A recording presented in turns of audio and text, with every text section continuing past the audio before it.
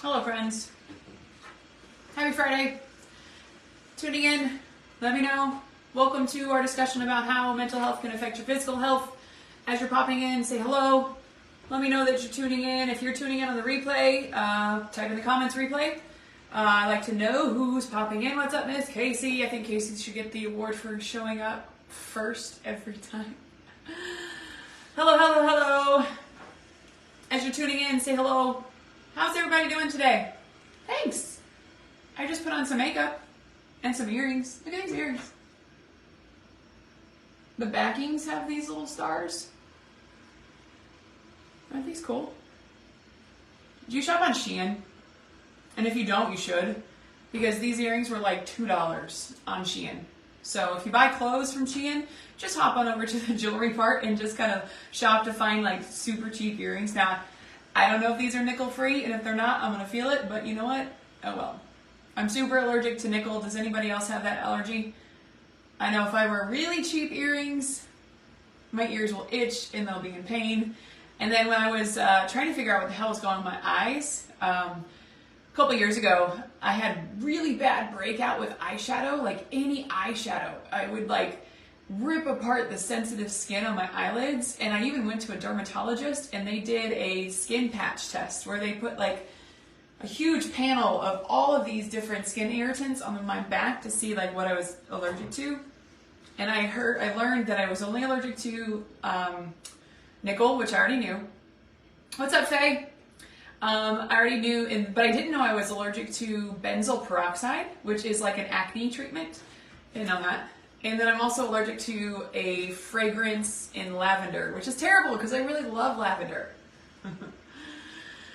Hey, as you're popping in, say hello. Let us know that you're watching. We're talking about mental health today. We're talking about how it affects your physical health.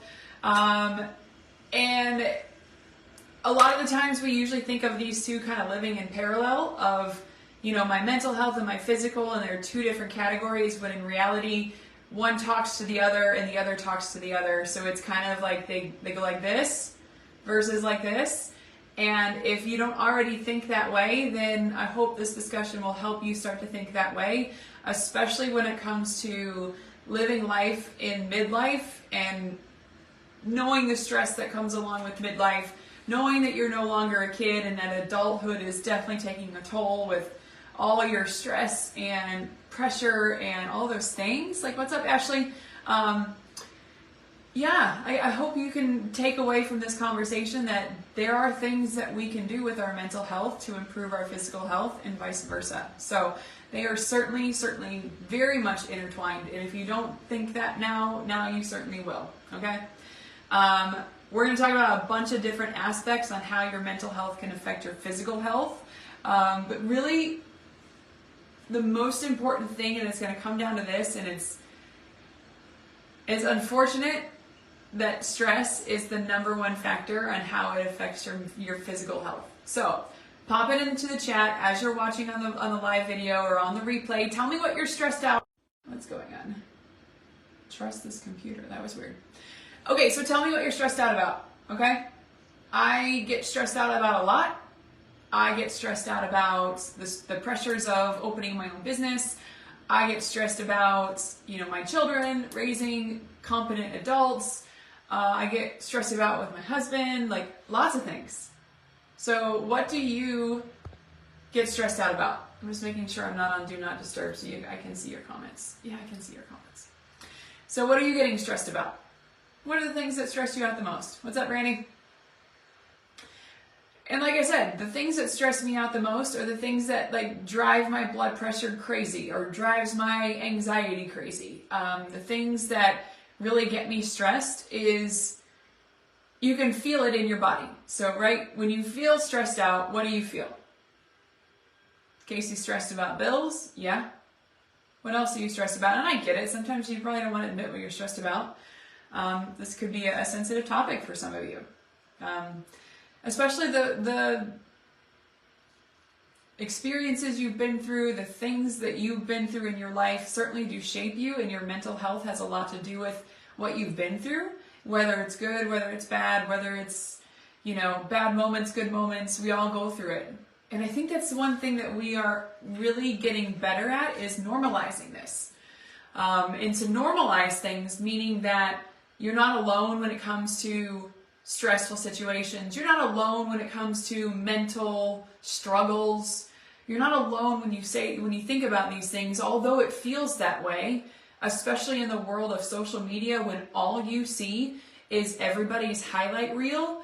You don't see behind the scenes when they're stressed out and they're crying and they're frustrated and they're, losing their mind about something. Like, they don't show you that. And I want to continue to normalize this because some people do a great job at normalizing that, to continue to normalize it. For me, I will tell you, past family issues are weighing on you.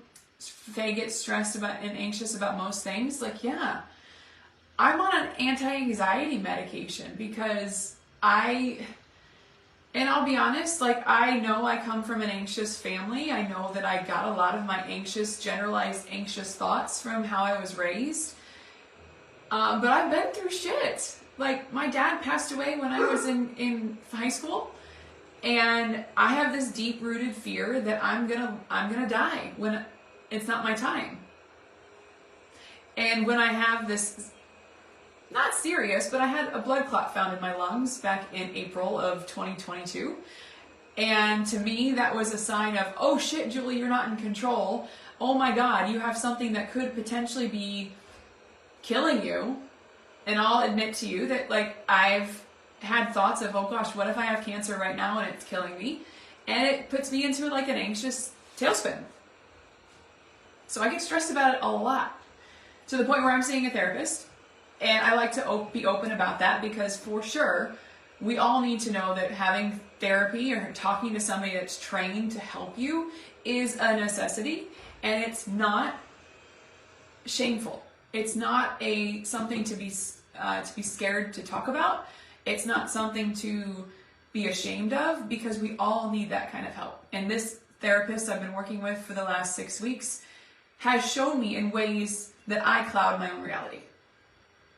So challenge yourself this. What ways do you cloud your own reality when you get stressed, when you get anxious, when you start to feel those physical symptoms of stress and anxiety in your body, like you feel it in your gut, you feel it in your heart, you feel like your blood is boiling, you feel like, maybe your face is flushing, all of those physical things? What are you telling yourself in that moment to cause yourself to feel that way? Yep. I'm on medication too. I see a therapist. We all do. Because for those of you that think, oh, mental health is for someone else, mental health struggles and treatment is for someone else, it's not. We all have bouts of this. We all have things that we deal with mentally that can be beneficial to be treated with somebody that knows what they're doing. Brandy has overwhelming must-dos. Yeah, like the stress of your job, the stress of the things that you have to do to stay, the bills, stay in your house, to meet expectations at work, otherwise you lose your job, like all of these things. But how does it affect your body? So we know that it will change cortisol levels in your body. We know that chronic levels of cortisol in your body can lead to altered metabolism. We know it can lead to altered addition of adipose tissue to your body. All of those things we know.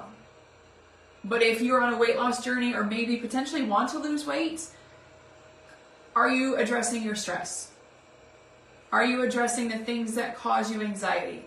Are you addressing the things that keep you up at night? Because if you're not, you're doing yourself a disservice and you're not working at your goal at all angles. Usually when I'm working with folks, it's let's think about your nutrition, let's think about your workouts, but we don't think about how are you managing stress. We don't think about, are you getting enough sleep? Because that's the second thing. So your mental health can certainly affect your sleep. Please tell me I'm not the only one that sits up at night and ruminates on the past day, thinks about and obsesses about what's going on the next day, to the fact where that it takes me probably an hour to fall asleep. Put in the comments, tell me if you can relate, if that's you at night. Because it's not my husband. He falls asleep as soon as the head hits the pillow. Whether or not he's ruminating is a different story. He might be. He might be stressed in other ways, and maybe he doesn't ruminate when he gets to bed. Absolutely. Holly, didn't you used to for years? You don't anymore? Explain that to me if you don't do that anymore. Hi, Holly. Good to see you on here. I've been seriously thinking about selling my house and buying an RV and living a simple life. That's true. Yeah. Yeah. So there's something to be said about that, Casey, about what stresses that we put upon ourselves of modern life that we may or may not absolutely need. Do we need a massive house with a massive mortgage and massive electric bills and water bills? No. It's the convenience of our world. Could you live a simple life? Absolutely. Could you live a downsides life? Absolutely. And that's something that you certainly have to hash out in your own mind, is if it's worth it. But that's a way of like managing your stress. But how stressful would that be to sell your house, to find something smaller, to find a place to, take your RV, to hook up your RV? Like you trade stress for stress. So how do you manage it? Is the next story. Like, how do you manage your stress? And I posted something today on Instagram about like how you manage stress, or how stress is certainly plays a role in weight loss. People will say the typical things. Typically they'll say, okay, well, meditate. Okay, well, breathe deeply. Okay, well, eliminate stress or manage your stress. Yep. Purging stuff, cool. Antidepressants keep you from laying in bed thinking, I'm asleep within 2 minutes. That's nice. That's good. Chronic insomnia, but now I'm overcome it. Write down thoughts. That's cool. That's really cool, Holly. So Holly wrote down that she writes things down and visualize it floating out without thinking about it. That's kind of cool. Someone told me that too. Like, if you are a ruminator and you can't fall asleep, then you're right, just write it down and then come back to it later when you can manage it. And on the days that I can't fall asleep, I tend to turn on my mindful app, Headspace app. Headspace, that's it. And it takes me through a meditation. And when I do it, meditation seems to put me to sleep. But it doesn't always work. Or I don't always feel the drive to do it. So you tell me, how do you manage your stress? What do you do? There's lots of ways, but I'm curious to hear like what you guys do to manage your stress. I keep getting this like trust this computer. Oh, it's because I have my phone plugged into my computer. That's why. Because I'm trying to conserve battery. What do you guys do to manage your stress? Put it in the comments. Because it's not one size fits all. Like, what you do might not work for me, and what I do might not work for you, but it's also good to read new ideas. So if you're kind of like, yeah, Julie, I know I should manage my stress, but damn it, my stress is really hard. My stress comes at me hard, and I can't really feel a way out. And if that's you, commit to finding a way to manage that stress, because it's never going to go away. Right? A few of my clients are on here watching, and I say that your stress will never go away. But it's about how you manage it. Because when you start to eliminate stress, if you think, okay, well, maybe my dog is really stressful, and maybe like taking care of my dog is too hard on me, and maybe I'm just going to rehome the dog. Well, okay, now you've lost the dog and you've lost your connection. So maybe you trade stress for stress. Just like I was telling Casey, you trade stress for stress. Creative things, painting projects, in the moment though. So what if you're in the middle of work and you're like, oh shit, this deadline's got me, or oh shit, I gotta do this, and you start, I need to stop doing that. Let me just unplug this. In the moment, you can't just break out your paints. Like, what could you do in the moment? Casey's taking a pause and go out to do something physical with my kids. It helps, yeah.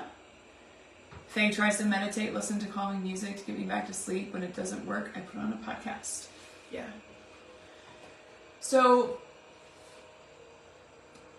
we all know that we need things to exercise our physical body. We all need things to stimulate our mind.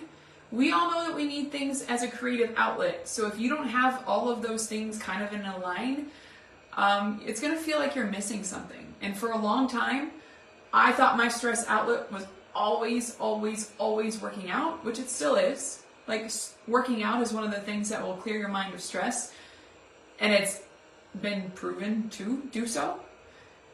But if you don't feel like you are releasing the creativeness or releasing that, like, that right-sided brain of yours, you feel like you might be missing something. So I will tell you, I don't do anything creative. I used to. When I was a kid, I loved to draw.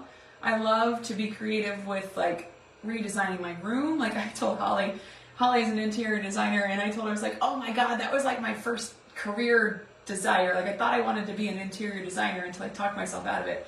Because I love just to redesign my room and paint my walls a different color and hang up different pictures. Like, that was creative. But for now, like, my world is lacking something creative. So what do you guys do that's creative? Calm music will make you cry. Yeah. So what do you do? Here comes my cat. At least I heard her. There she is. Sure. So what do you guys do for that? And then let's talk about, like, how, as you're putting those comments in, Brandy crochets. I don't really have a creative thing either. I want to start painting. Holly, how should I start painting? Because I used to be really good at it. I used to be really good at drawing. Like, I was in art class for a long time. I just haven't done it in a long time. I don't know where to start. I think maybe I should. And I feel really good, right? Doesn't it feel really good when you finish a project or when you finish something? I know Brandy crochets. Brandy made me a really pretty blanket for my birthday. So that's gotta feel really good when you feel productive and you're like, yeah, look what I made. That's great for your mental health.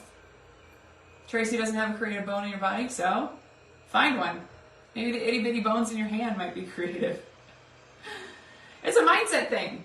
So this is a perfect segue into mindset. So I think a lot about my own mindset for a lot of things. I challenge my clients' mindset for a lot of things. Adult coloring books. That's a thing these days. Guys, get yourself an adult coloring book. And there's ones that say, like, the F word.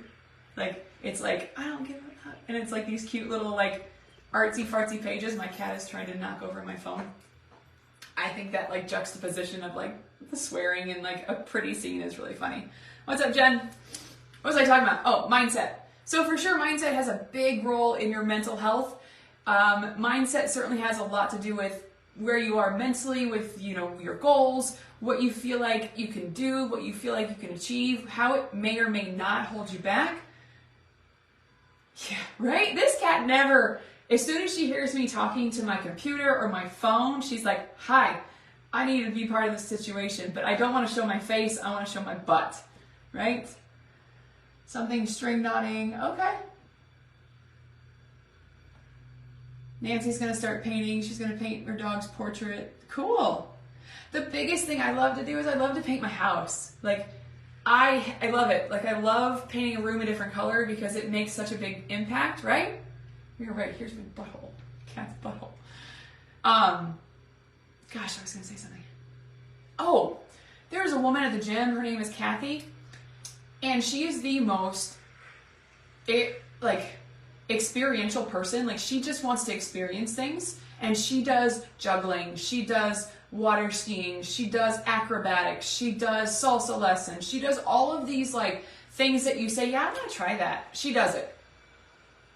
I don't know where I'm going with that, but that makes me think of creativity. And I bet you her mental health is probably better than most, right? Because she has all these experiences, she's got this creativeness she's like, I just want to try things. But when it comes to your mindset, so when your mindset is telling you something, so I'll use my example for my business. So my coach called me out on a mindset because he was asking me to do something I just didn't want to do. He was like, well, Julie, you need to be messaging more people, you need to be going live more on your personal page. And I was like, you're asking a lot of me. And he's like, I know. He's like, but your mindset is telling you that you don't want to do it. And he's like, if you can get past your mindset, then you'll know that this is an entirely doable thing.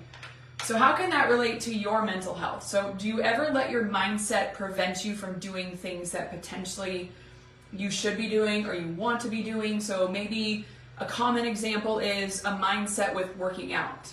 It might be this thing of, oh, I really know I should, but I'm not doing it. Why am I not doing it? Could be a number of things. It could be a number of things that are like talking you out of it. And then in turn, that mental state of mind prevents you from action. And that action is really what's going to help you with your physical health. And that's how we see these two things interplaying and working together and opposing each other. In that certain situation, you got to find deep down what is preventing you from doing those healthy behaviors. It might be, maybe you don't want to eat vegetables. Maybe you don't want to eat more fruit. Why though? Is it because they're expensive? Is it because, I don't know, you don't like fruit? All of these things are things you believe, right? So you believe that you don't like fruit, you believe that they're too expensive, you believe X, Y, and Z, so you've stopped that behavior. So because of those things, how can you challenge that mindset? Can you challenge that mindset and say, okay, well maybe I truly do think that my fruits are too expensive, so I'm just not going to eat them. Well, maybe I can go buy some less expensive fruits at the farmer's market. Or maybe I can commit to buying just one type of fruit per week, and I eat that fruit all week. Maybe not buy all the fruit, just some fruit. Do you see where I'm going with? Right? Because there's just more work to prep than crackers. Absolutely. Same with vegetables. But we know we should be doing it. So that's why I'm saying that my mental health, your mindset, but let's also throw in, she is like trying to get these little drawstrings on my pants. This little booger. Let's also throw in mental health issues. I want to say anxiety, stress. Let's throw that into the pile.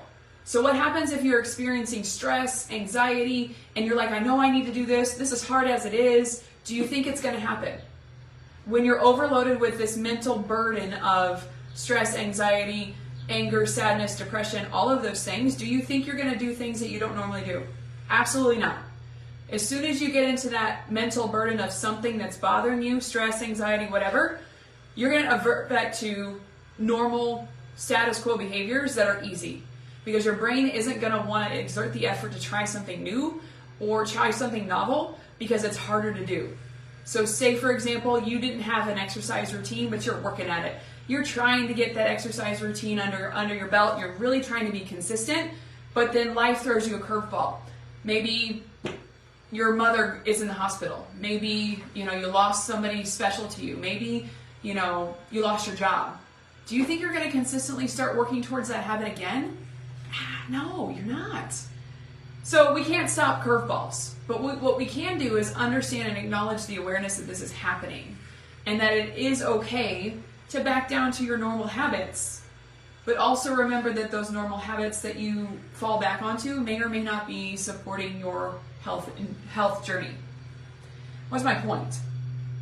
My point is that when you're trying to do something new, lose weight, start an exercise routine, eat more vegetables, wake up earlier, all of those healthy behaviors that as a dietitian I work with a lot of clients to try to establish, you have to understand the role that your mental health plays. Your mental health, if you are experiencing the burden of big challenges of mental health, then likely it's going to be harder. It's not impossible, but it's going to be harder, right? Tell me your thoughts. Here comes my vacuum cleaner. I should shut my door, right? What are your thoughts? That stupid vacuum cleaner. I'm still here. I'm just closing my door. I shut my cat out too. Do you see my other cat? You see him? What's up, Barb? What else? So what do you do? So what do you do when you have this burden of mental health, when you have this burden of the highs and lows? You named your vacuum cleaner Alan. I should name my vacuum cleaner, I don't know. Birdie. So when you have these highs and lows, so certain highs and lows of mental health, and you're still trying, you eat. Great, Tracy. So that's a great point. So when you have these bouts of struggles with mental health, do you actually do things that are hard to do? No. Do you reach for things that are comforting? Myself, for example, like I had a really rough day yesterday. Was it yesterday? Where there was nothing particularly wrong, but just like mentally blue for no real reason, right? But I ate more junk food than I probably should have. It was good. Casey reaches out to friends to bring you out of funk. Yeah, we eat. We have to remind ourselves that once you trip down one step doesn't mean you throw yourself down the whole flight. That's amazing. That's a great way to put it. Yeah, just because I saw an Instagram post where the guy was like, how not to go down the rabbit hole when you eat something you weren't supposed to. And he was like, what do you do when you eat one cookie? It's kind of like you bang your knee. Do you go and bang the other knee out of guilt? No. You don't eat the whole thing. You don't feel guilty about it. Tough not to get more stressed due to the guilt taking a break. Yeah.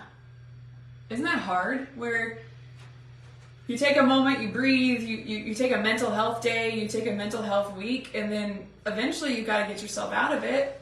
How do you do it? You got to have strategies. You got to have ways to kind of throw yourself a rope. For most things, it is asking for help. Like for me, it is, hey, I need to talk to somebody. And maybe not just my husband. So like Casey said, she reaches out to friends. I talk to my therapist. I talk to other friends. I personal train folks in person, and I can't tell you how many times I've had clients and myself have like deep-rooted conversations that felt like huge therapy sessions, because we talk a lot about the things that affect us mentally. And in the process of doing it with exercise, 9 times out of 10, those people that left in kind of a crisis felt better. I would probably say 10 times out of 10, those people that came into my basement upset, they felt better. Kind of like my hairstylist friends, massage therapist friends, like you're kind of like a therapist at the same time, right? So you got to find those ways. Now, some of you follow me on social media. I think all of you do. I'm a Marco Polo ambassador. So Marco Polo is a messaging app that I have found in the last 3 years to be like crucial to maintaining really solid friendships, really meaningful friendships. If you don't know the app and if you don't know what I'm talking about, there's a link in my Instagram bio. If you want to download it, it is kind of like video messaging, text messaging, but you use videos. And so you can record a video for your friend. It sits in their Marco Polo app. They open that app whenever they have time to view the message, and then they respond on their own time. You can talk as long as you want. Like a friend of mine has another friend that will talk for like 40 minutes. I think the most I've ever talked was like for 15 minutes. But it's really cool because instead of just exchanging like a few lines of text, aren't these cool? I was talking about them when I first started. I got on live there from Shein. But instead of reading a couple of lines of text, you actually get to see the face. You get to hear their intonation. You get to, see their facial expressions. You get to see what's around them. And to me, that's more connective. That is absolutely more connective than reading a line of text. And because of that app, I made 3 or 4 really, really close friendships that would have never been the same without it. So that's just a side note. If you want to download the app, go to my Instagram profile and download it. Your family used it and you love it? Awesome. I tried to get to my mom to use it and she is so confused. I'm like, Mom, it's not hard. Like, just open your phone, press record, say the things you need to say to me instead of typing it out. And it's better than Siri, but you know what I noticed? As soon as I open up Marco Polo and I see my face pop up, I'm like, okay, how's my hair? Oh God, I don't like how I look. They could like eliminate that. I don't necessarily need to see myself talking. Kind of like right now, I can see myself talking.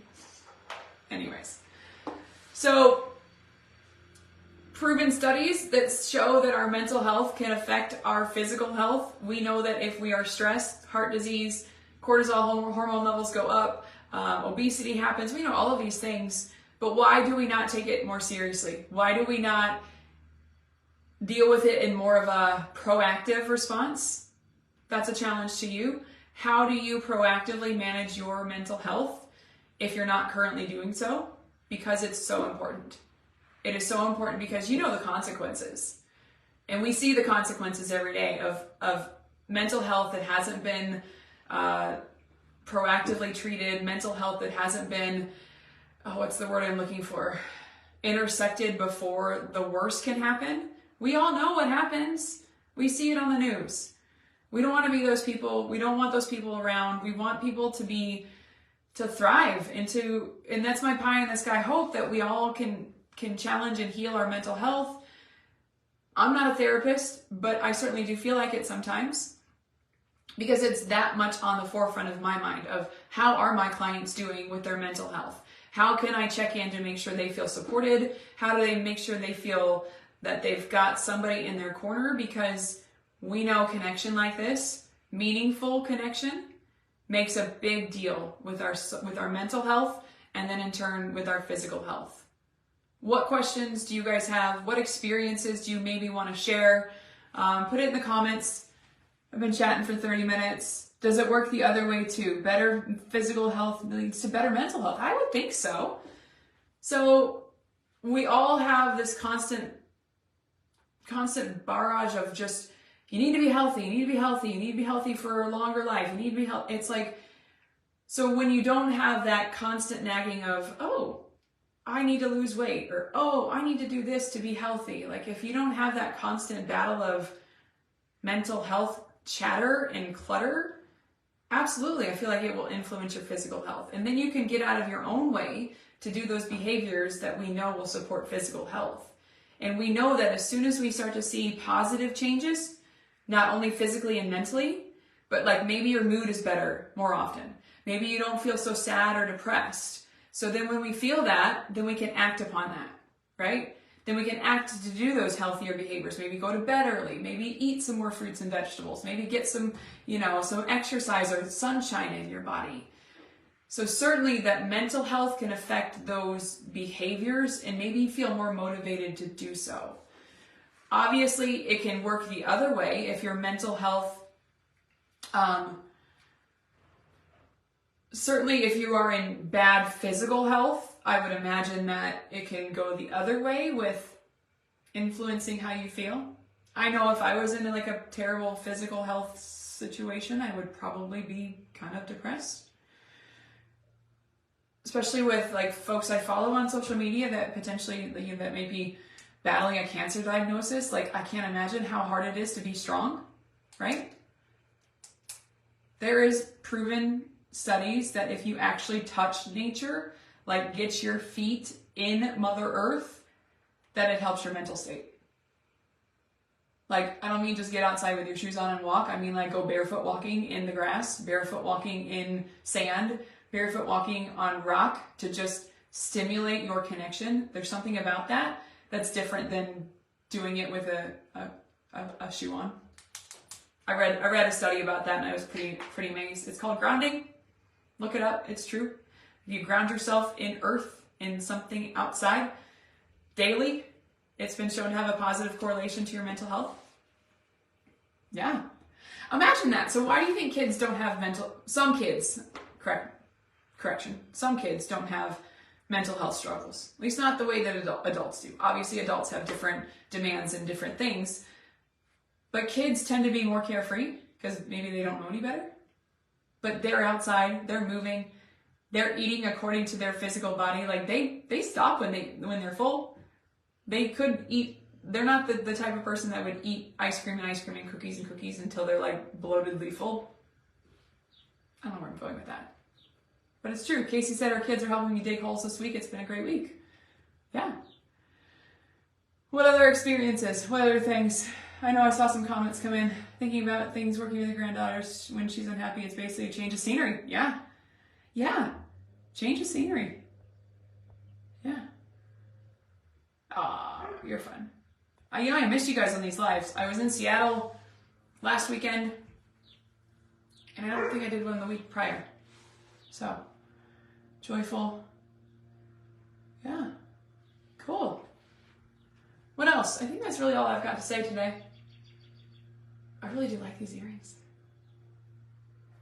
I'm going to things that make me happy. So this is one way I kind of express my creativity is my hair and my makeup. And I'm going to a music festival in Las Vegas in 2 weeks. And what's my lipstick?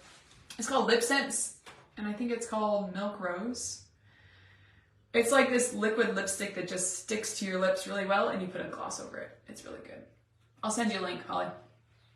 But I'm going to this music festival and all I've been doing for the last month is collecting like glittery, sparkly, outrageous outfits that you would wear to a Las Vegas music festival. So I'm super excited. I can't wait. It's in 2 weeks. Oh, here's my tickets. They're in here. I can't wait. So that's how I express my creativity is I go do dancing crazy things and my daughter calls me crazy because I wear crazy stuff. Lip Sense. It's called Milk Rose. So you know what Lip Sense is. Cool. Cool, cool, cool. Yeah. What else? What else, friends? I think I saw everybody on the comments. If you're still watching and you have a comment, please comment about how mental health can affect your physical health. If you want to download that Marco Polo app, head to my Instagram page. If you're not following me on Instagram, it's VibrantRD. I'd love to have you on there. And I'd love to have you share our group. So if there's anybody in your life that's not in this group that could benefit from consistent conversations about health and wellness, support from all of you lovely ladies, I would love to have more folks in the group. Please do invite them. What are you guys doing for Cinco de Mayo? Anybody having a margarita tonight? I know I will. What else? What else? What else? What else? Have you noticed? Every time I try to get on these lives, I try to wear a tie-dye shirt. That's another thing I love to do. I tie-dyed the other week with my kids, and it sucked. We didn't do a very good job, so I need to learn how to tie-dye better. Does anybody else have any experience tie-dyeing? Because the shirt turned out with like lots of tie-dye up here, but like none down here. It didn't turn out very well. Yeah, allergies now. I'm looking outside, it's gorgeous. Dave and I went for a walk with the dogs earlier, and it was nice out. You tie-dye every summer? Yeah. Yeah, I think I need to find more like YouTube tutorials to actually like fold the tie-dye shirt up before you tie-dye. And there's such a thing as saturating it too much because then it like really does bleed into the folds and you don't get a lot of white. And I think that's what I did with some of them. So, yeah. Yeah. Did we talk about everything I wanted to talk about? Yeah, I think so. That's it. All right. Make it a good weekend, guys. If you have any other topics, I thought this was a really good one because it is that mental health awareness month. Yep. Less is more. Yeah. Cool. If you have any other topics, like things that you might be struggling with. So everybody's different, and I would love to hear the things that you struggle with and how we can have conversations around it. I know it's really bold to put yourself out there to say like what you struggle with, not necessarily mentally, but just in anything, and how I can help. I like to be transparent and say I struggle with things too. So I'm a big proponent to say, look, I put myself out there on social media. I give you my highlights, but I also have some pretty lows too, pretty big lows. And I hope that normalizes it for you that we all have these struggles and we all have strong opinions to not do things when we don't want to. Like the last thing I wanted to do yesterday was work out, but that was the one thing that I was motivated or disciplined to do. And that made me feel better. For sure. All right, y'all. I'm going to head out of here. I got a client call in about 20 minutes. So you guys have a great rest of your Friday and make it a good weekend.